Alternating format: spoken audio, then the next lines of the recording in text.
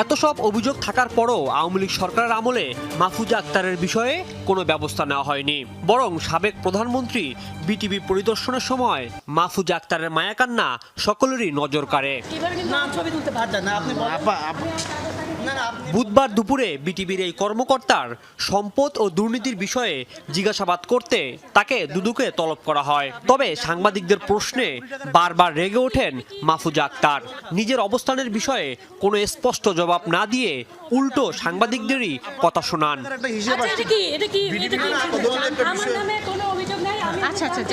জিজ্ঞাসাবাদের জন্য 5 ঘন্টারও বেশি সময়ে দুদকে থাকেন মাহফুজা আক্তার। বিগত 15 বছরে শিল্পী, কলাকৌশলী, ঠিকাদার সহ সংশ্লিষ্টদের কাছ থেকে ঘুষ গ্রহণ, সরকারি প্রকল্পের টাকা আত্মসাৎ ও অনুষ্ঠান না বানিয়ে বিলের কোটি কোটি টাকা উত্তোলন করার অভিযোগ আছে বিটিভির এই কর্মকর্তা।